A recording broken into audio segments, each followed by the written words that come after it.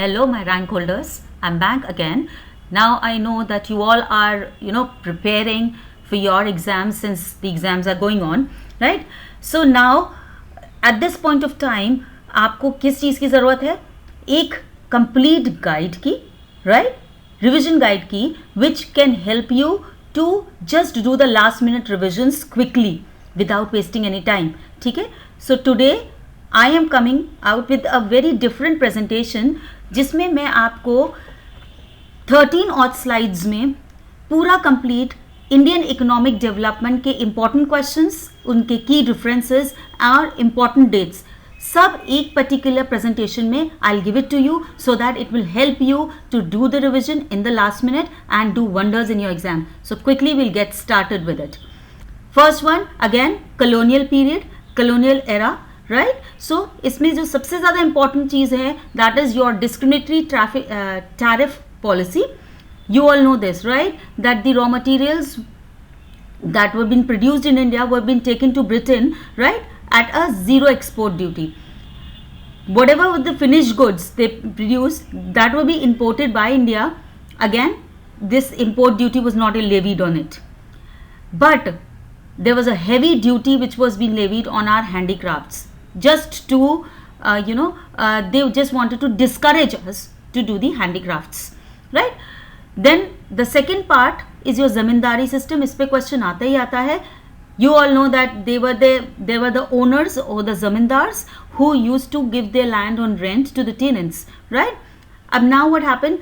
These tenants have to pay the rent regardless of any production being done or not done, which is known as sunset law, right? And which led, now what was happening?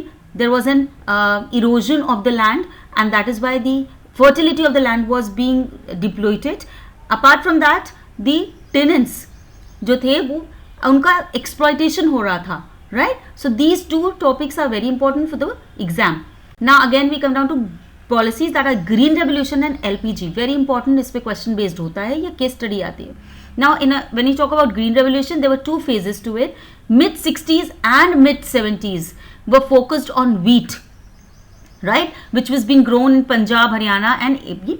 Then we came down to your second phase, which was mid 70s to mid 80s. Green revolution का development हो रहा था, where it was being expanded to rice, right, with a wider range, and this was only done to make India self-sufficient. As you all know that 85% of the population was under the primary sector, right, agricultural sector. That is why they wanted to focus more on it. LPG, again full form is your liberalization, privatization and globalization, which was, this reform was started in the year 1991 and was very, very important for the development of the economy. This had been triggered just because of the balance of payments crisis. Balance of payment की crisis थी, right? It was being negative, and that is why fiscal deficit बहुत ज़्यादा हो रहा था. Forest reserve was being depleted. That is the reason हमें LPG को introduce करना पड़ रहा था, right? What were the key concepts?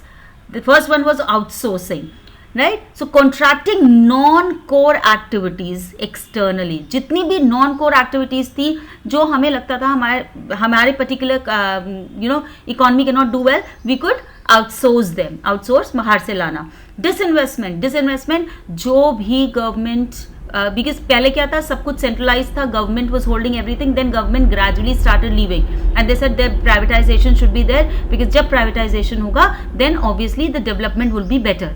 So disinvestment, selling the government equities to in the PSUs, right? So this is very, very important two policies which can be there in your boards. Now we come down to rural development. Two parts to it. NABARD, which was established in the year 1982, which serves as an apex bank for the rural credit, right, coordinating all financial institutions that provide loans to the agricultural sector. So it is an apex top. Then microcredit, right? Now microcredit, this groups, small groups were of the rural people, especially women, who pool their savings to provide collateral free loans to the members. अब ये क्यों कर रहे थे वो लोग? So that they can reduce the reliance on exploitative money lenders. पहले हुंडीज होता था and these money lenders used to charge exorbitant interest rates, on the loans. तो ये उन्होंने शुरू किया कि माइक्रो क्रेडिट कि जो मोस्टली जो लेडीज थी they come together, they form a group, collateral loans provide करती थी and which would help the to the development of the economy at large. Informalization of the workforce. Now informalization ye particularly was there where people were moving from the formal sector to the informal sector, which was again a danger to the economic development. Why? Because अगर unorganized sector में जाएंगे तो growth कम होती है. Why this was taking place? I'll just give you 2 or 3 points, right? This was taking place because of the cost cutting, right? Firms चाहती थी भाई cost cutting हो जाए and we can get the cheaper labor. Apart from that, low education was there, right? Then stringent and labor laws. जो labor laws थे बहुत stringent हो गए थे and because of which the firm owners do not want to get into it. वो सोचते थे भाई informally इन लोगों को introduce कर लो, ad hoc पे कर लो and then they can work. So that was the reason. अब challenge क्या था? It lead to job insecurity. Obviously क्योंकि हम permanent तो है नहीं. Lack of pension or health facilities, lower wages and workforce were highly vulnerable to economic shocks. क्योंकि growth नहीं हो रही थी, that is why it was a challenge. Now China's growth strategy, very important. You all know that China is one of the biggest economy which actually is a provider to your technology and all. Now Great Leap Forward.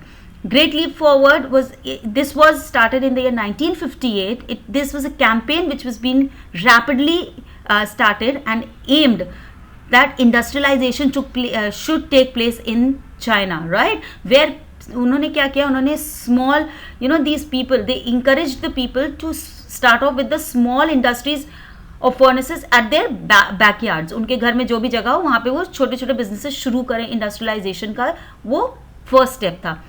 And then commune system, again this was collective farming where people shared land and labor. भाई land और labor share करके manage agricultural production on a massive range. So it was, they wanted to become self-reliant, self-dependent, and that is why these two strategies are main in the China's growth. Now you can see this is a comparative analysis between India, China and Pakistan, right? अब अगर हम GDP growth की बात करें तो we are consistent and moderate. Whereas China was exceptional क्योंकि वहाँ पे सब इंडस्ट्रियलाइजेशन करने लगे, everyone was working for the growth and that is why. And Pakistan, as you know, sluggish and volatile था. HDI. Now if you talk about HDI, it was of HDI क्या है? It's a Human Development Index. अब हम क्या करते हैं, हम we are actually checking the human development on 3 grounds. एक उनका particularly living standards. Secondly, when you talk about their education part and their life expectancies and all. Now ये हमारी इंडिया में क्या था, medium and showing steady improvement क्योंकि हमारा infant mortality rate कम हो रहा था and my death rate was going down, my birth rate was coming up, so that is the reason वो moderately improve हो रहा था. China में high category, significantly better health literacy, right? And in Pakistan, it was low medium category, lags in education and gender parity. Now we come down to the key differences, right dear? First one is again human capital and human development. Human capital is your asset, human development is enhancement. तो सबसे पहला concept है, concept क्या है? It means to increase output, right? And human development is an end in itself कि हम develop करते जा रहे हैं and we are giving them a particular new technique, new technology and all. Focus कहाँ था?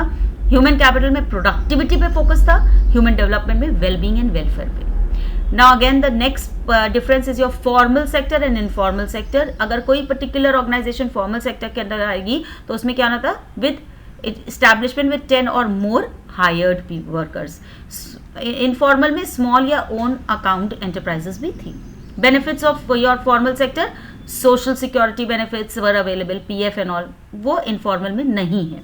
Laws, it is protected by labor law, लेकिन informal is not protected by labor law. इसीलिए informalization of the workforce हो रहा था वहाँ. Next is bilateral and multilateral. Bilateral क्या होता है? Where two countries are trading together. Bi means two. Multilateral, more than two. Right? Now, examples क्या है bilateral के? Like India, UAE, right? And when you talk about your CEPA, Now, if I talk about the full form of CEPA, then it is Comprehensive Economic Partnership Agreement, right? Now, उसके बाद WTO agreements जो थे, it was established in the year 1995, wherein there were 164 member nations to regulate it, ठीक है? Which was been working on their regulation of the trade in goods, services, and your intellectual property rights. If you want a detailed video, do write it in the comment section. I'll make a video for that. Next difference is your physical and your human. As the name said it, physical is mobile. Human is restricted in mobility due to religion and culture. हम एक country से दूसरी country में जाने के लिए we need to think. Separability. It can be separated from the owner. Physical वाला तो obviously machines है तो owner से separate हो सकती है, but in human you cannot separate. Like if I talk about myself, my particular teaching style cannot be separated from me, right? Then depreciation. Within the course of time, physical capital will depreciate, whereas human capital depreciate कब होता है? With age, but it can be reduced if the training is provided. That is your human development. ठीक है? Now we talk about relative poverty and absolute poverty. Relative poverty is actually it is a comparative approach. कि हम दो countries को, दो regions को, right? We are actually comparing and deciding which one is more poorer. Whereas ये absolute is when a fixed poverty line, एक particular country की poverty line define कर दिया. Measures क्या हैं? Inequalities in income and distribution. हमने देखा उस कंट्री में ज़्यादा बेटर है, जैसे हम अगर यूएस से कंपेयर करें, then obviously we are lagging behind at certain points. अब ये क्या है? एब्सोल्यूट में show the number of people below the poverty line. वो एब्सोल्यूट है because we talking about specific country. वहाँ पे हम relatively we are actually comparing. Conventional and non-conventional is another important difference. Conventional sources which can be used for a longer time, that is coal and petrol. Non-conventional जो आजकल बहुत trend में है, that is your solar power, your wind power. Environment, pollution create होता है conventional से. Non-conventional is eco-friendly. Renewable, conventional is mostly non-renewable, right? Non-conventional is mostly renewable. So these are certain differences which can be asked in your boards exam. Now these are your important dates. Please go through them thoroughly. I have mentioned the dates along with the events, right? First slide talks about colonial era, right? And it has these dates and the particular events that has been taking place. Era of planning, very very important, right? Which particular year the planning commission was commissioned and later on stages. क्या क्या है? You can see this. Economic reforms, right? Now in this particularly कौन सी particular dates पे year पे कौन से events हुए? Please, why am I mentioning these dates? Because I know that when you are writing these answers, you can mention these dates in your answers and highlight them, which will help you to fetch more marks, right, children? Now this is all for these slides. And I have covered the maximum parts of your particular book which are mostly asked in your boards, so it will help you. Please go through them thoroughly.